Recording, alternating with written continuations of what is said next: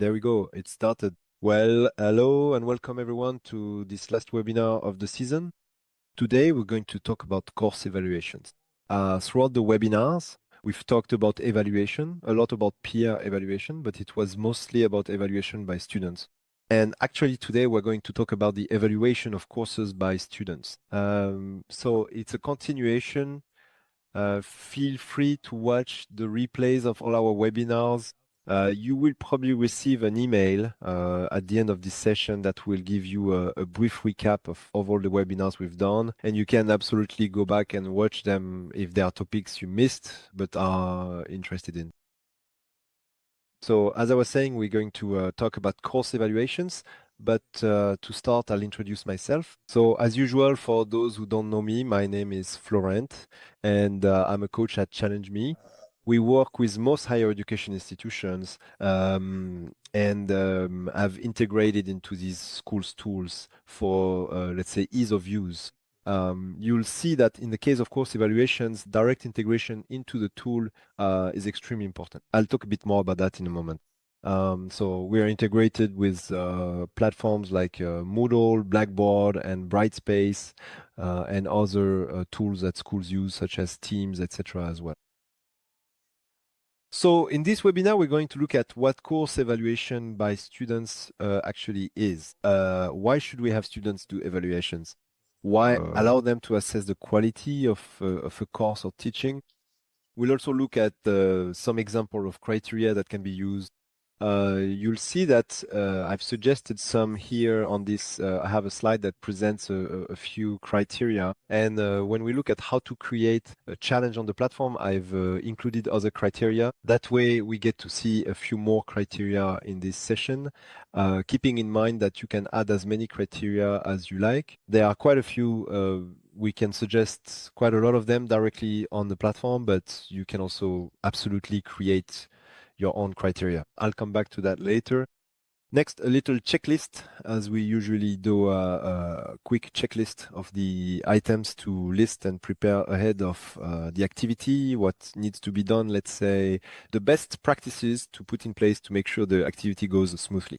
And finally, we'll go straight to the Challenge Me platform so that I can show you concretely how to create this type of activity.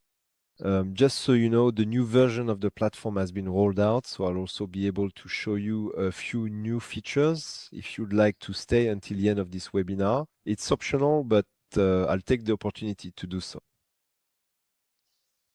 A quick overview of what course evaluation is. So it allows students to assess the quality of their courses. It's an educational approach that involves systematically gathering students' perceptions and feedback on the quality of their courses, teaching methods, and learning environments.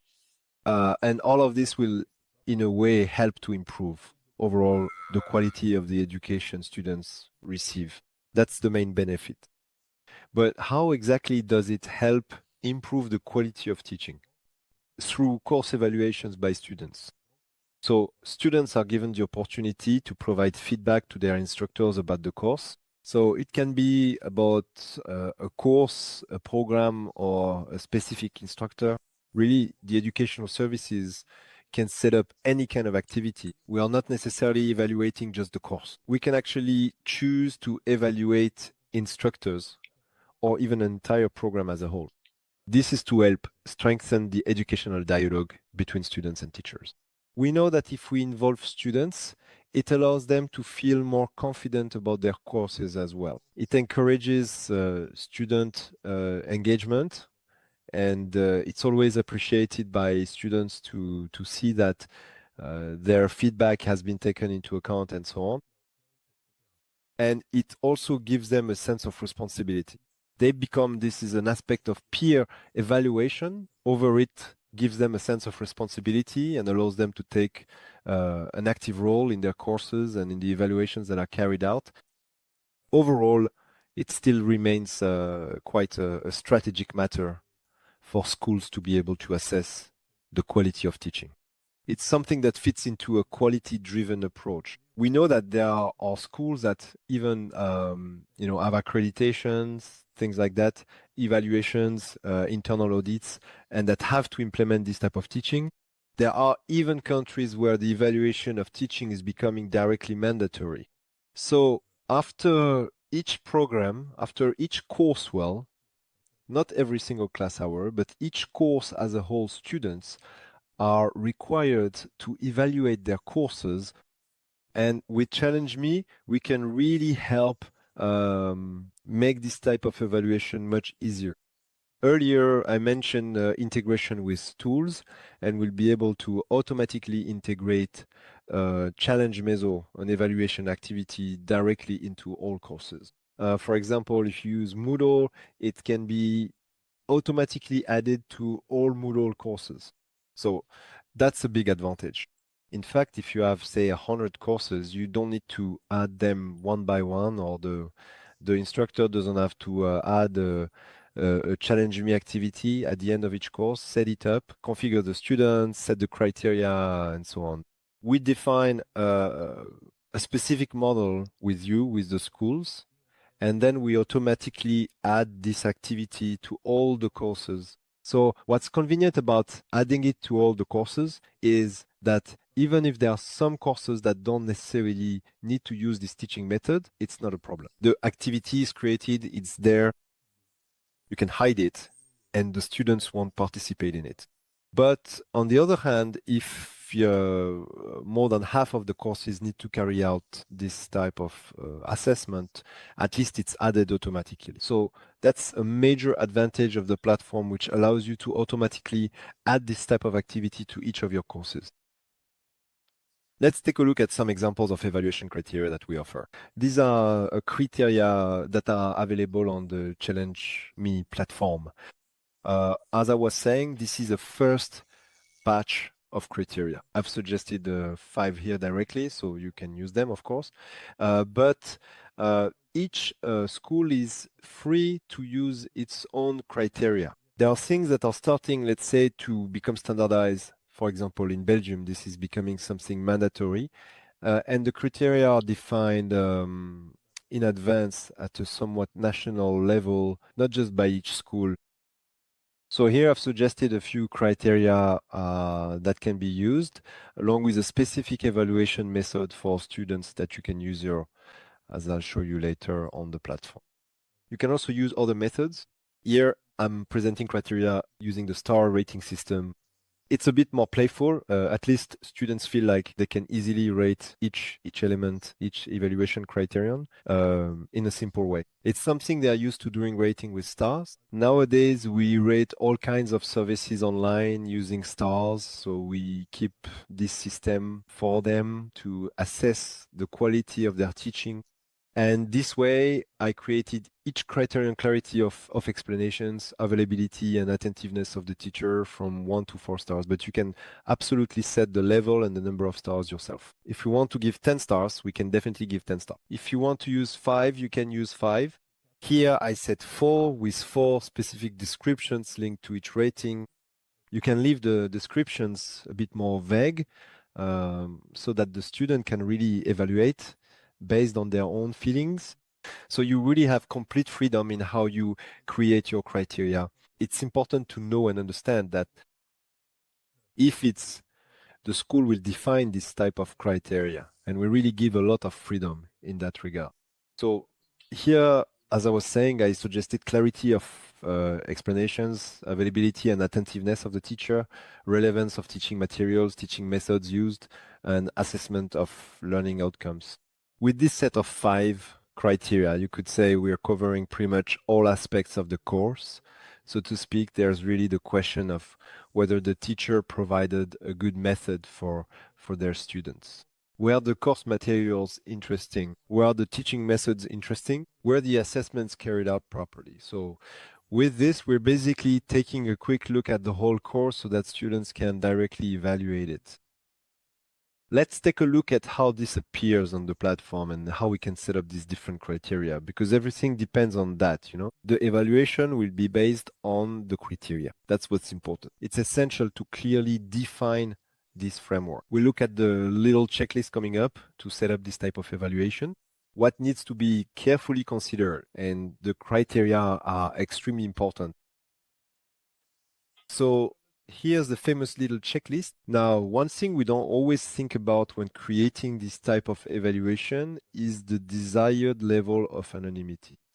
In fact, on the platform, you'll be able to set 2 or 3 levels of anonymity, let's say. You let the students evaluate their teaching, and then you have the option to allow the teacher or teachers involved in this evaluation to view the results by lifting the anonymity. So they'll be able to see the names of the students who evaluated them, what evaluations they received, and so on. So that's in the case where there is complete transparency with the teacher and they can fully review all the evaluations they have received for their courses. You can also choose not to involve the teacher, so it's only intended for the educational department or program directors, etc. And they can directly access the results themselves. So that's the second point, but you can also set a level of complete anonymity. That means when this activity is launched, the results will only be available anonymously. And you will not be able to lift this anonymity. Once you have checked the anonymous evaluation box, you cannot go back. You really have to contact the Challenge Me platform support team if you want to reverse this. And so here it's complete anonymity, and you can no longer see the names of the people who evaluated. You only have the results. So there you have it. There are 3 levels, let's say, of anonymity that you can set up. So you need to think about this ahead of creating the activity when you want to implement this type of evaluation, and decide what level of anonymity you want to put in place. Next, you'll need to define the periods during which students will evaluate. Do you really wait until the end of the program? Do you do a midterm evaluation and another one to adjust the teaching if necessary, or do you do an evaluation at the end of the course?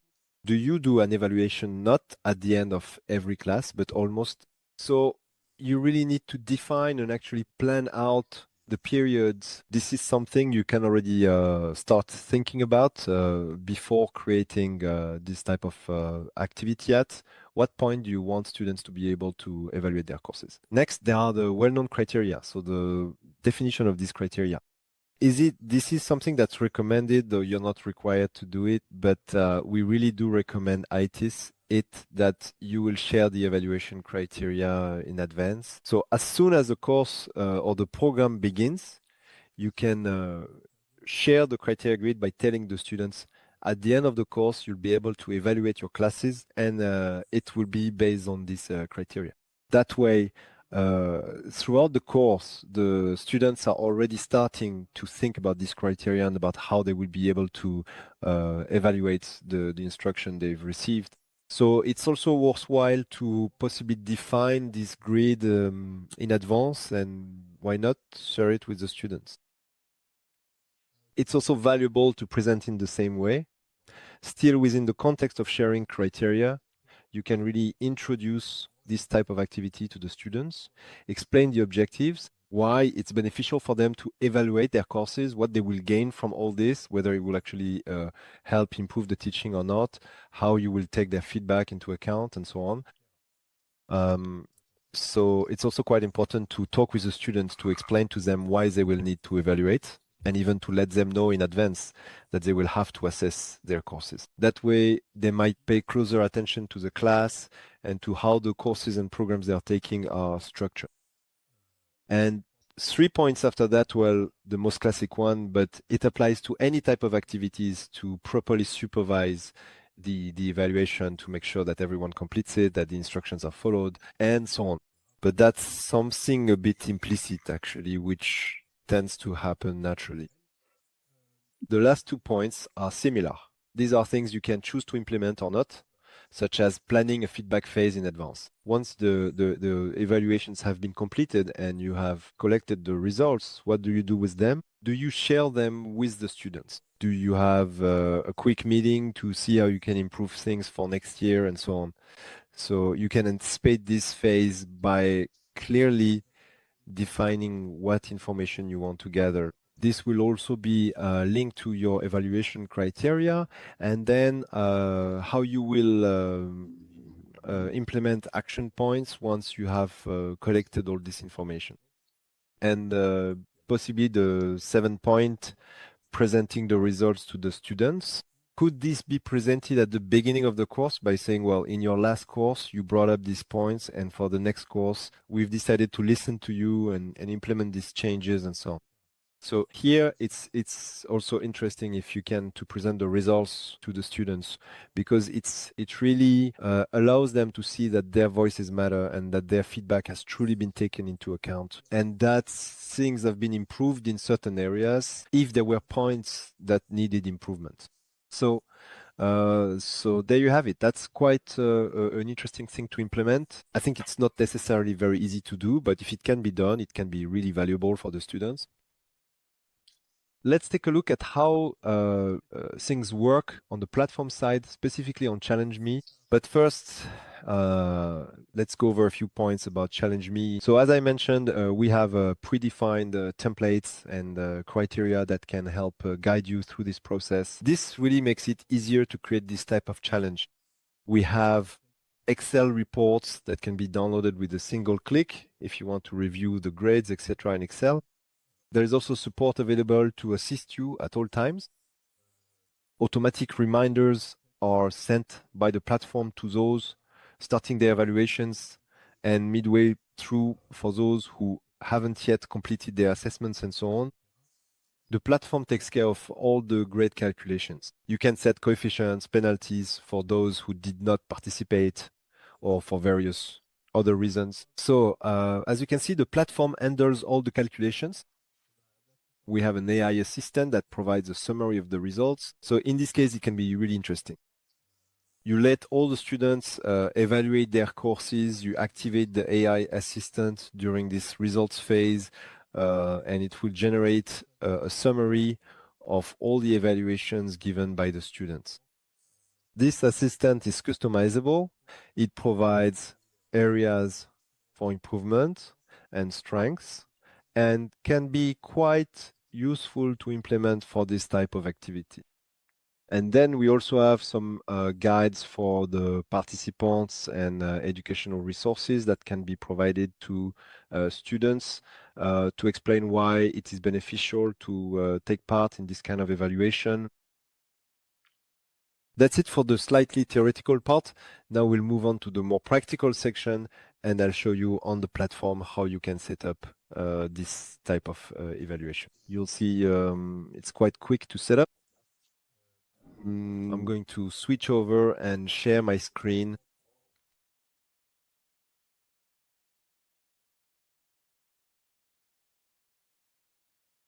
I'll stand here, right here. Can everyone see my screen clearly? Is that good for you? Great. So here I'm also on the Challenge Me platform. I've added my activity to my course in Moodle, in Brightspace, in Blackboard, and now I'll be able to create my challenge. So I clicked on my activity and now I can create my challenge. So I land on this page. So you can create a challenge from scratch, but the idea is that it's a well-defined, very specific template. So we already offer a template specifically for this type of assessment. We have a few templates that address different use cases, and we have one here evaluating courses by students, which really meets this particular need. So there's no need to reinvent the wheel. We're going to use this template directly to launch our challenge, to set up our challenge. So I select this template, I click on create, and now I have different steps. You can see here that I will need to fill in some information. Some fields are already pre-filled, so I can just review them, possibly adjust them. And for others, I can enter whatever I want. Here, we are on the general information with the name of my challenge. Here, what might be interesting is to add the teacher's name or the name of the course they will have to evaluate, or the name of the program, really to customize the challenge a bit. We provide default instructions here. You can leave them as they are. We simply tell the student what they will have to do and a bit about the benefits of this type of evaluation. So once we've filled in these two fields, we can click next. Here, there's a famous box to make the challenge completely anonymous for everyone. So if I click here, I can't go back. The challenge will be completely anonymous.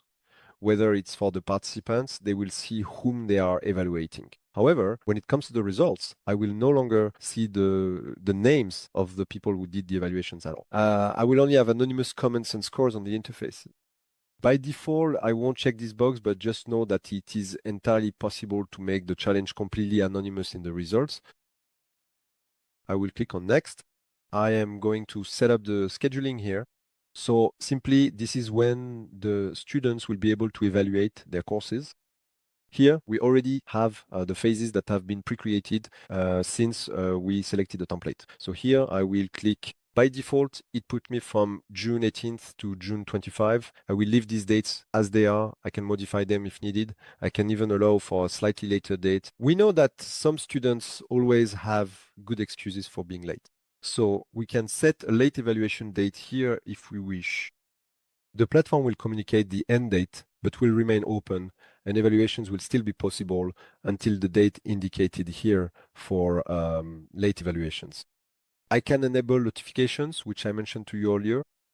A notification will be sent at the start of the phase to inform all students that this activity has begun, telling them, well, here you go, your course evaluation activity for such and such course is starting, you need to participate, etc.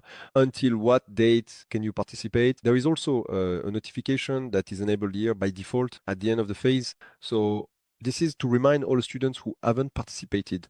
Those who have participated will not receive an email. We are not going to pollute all the students. We only notify those who haven't participated yet. So here you simply set your evaluation date. And here you'll be able to set the result date. The result date is not just the date when you will communicate the results. It is mainly the date when the system will calculate all the grades, etc., that have been given. So here you don't necessarily have to set it right at the end.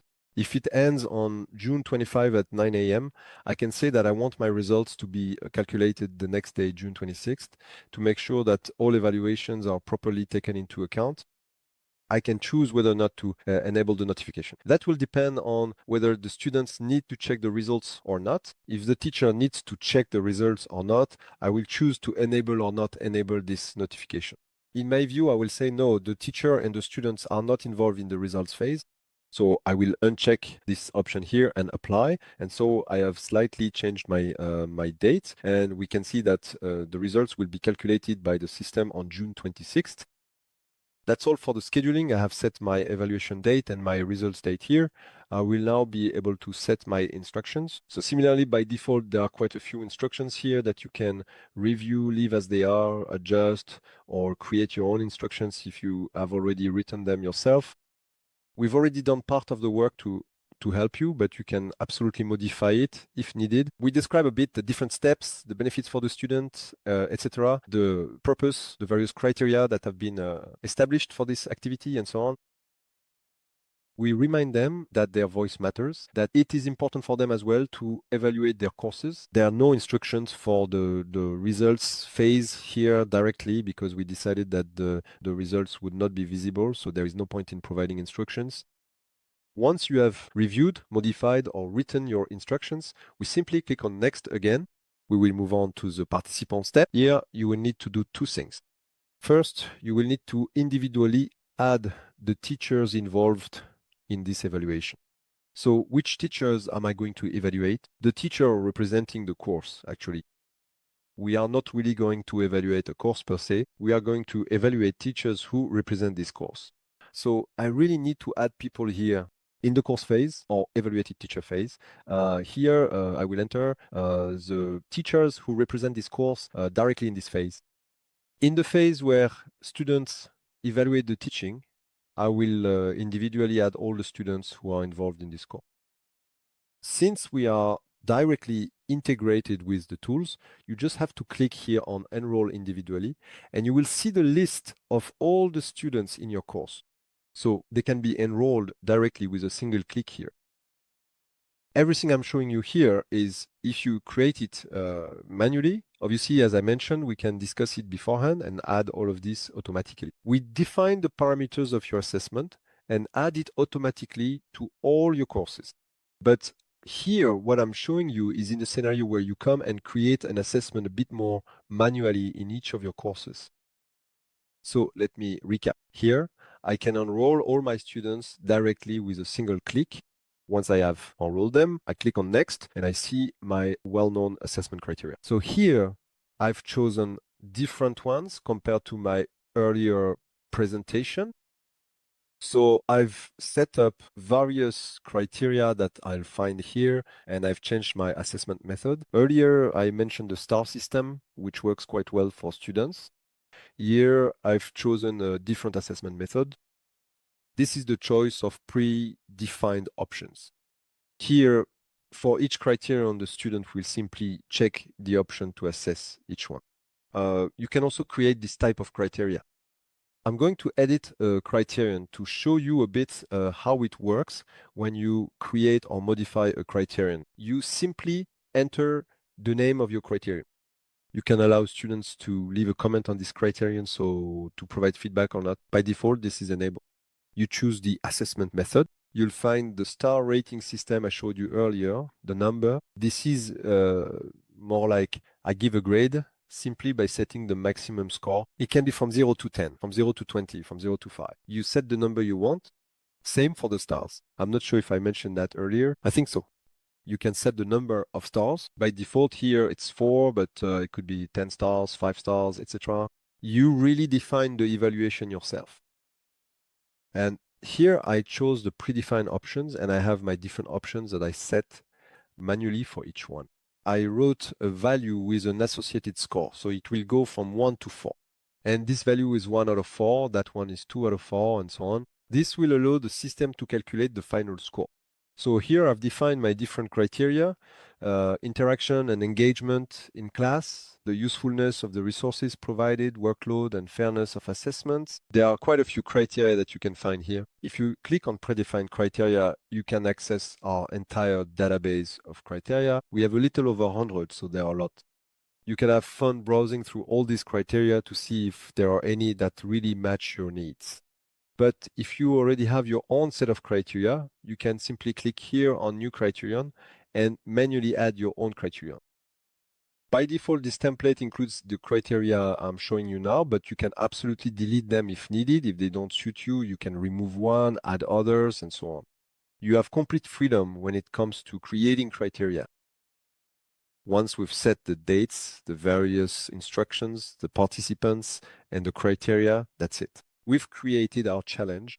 You can click next, and from there you can directly publish the challenge or get a preview of what the challenge will look like for participants here. If you click here, you really see the student view, how they will evaluate. The student will see this information and click here. They will be able to review the instructions. They can access the course with the teacher involved in this course. And here on the right side, they will be able to evaluate each of the criteria that have been defined. As you can see, clarity of explanations. I can set the value I want to assign, possibly leave a comment on this criterion, and so on. And at the end, all I have to do is confirm my evaluation. This is just to give you a glimpse of the student view. Generally, there are no issues on the student side. They understand very quickly how it works. At this point, we've finished setting up the challenge. Next, you'll be able to monitor the activity once the challenge has started and the students have begun participating. You have an activity tracking tab. Earlier, we were on the challenge configuration. I switched to the preview to show you, but there's also the activity tracking here. And here, you'll be able to see the list of all the students and whether they've completed the assessments properly. If you haven't checked the anonymity option, you'll see their names. If you have checked the anonymity option, you won't have their names, but you will still have participation and results here in the results phase with graphs, the average score, etc. For the different elements, you'll be able to see the breakdown of scores for each criterion and so on. You really have all the information you need to analyze the assessments that have been given for the course or the program. You also have the option. Here, the button isn't visible because there are no evaluations, but there is an export button to export all this data in Excel format if you want to rework it, review it online, and so on. You really have all the tools you need to then work on how you can improve the courses and the students' learning paths.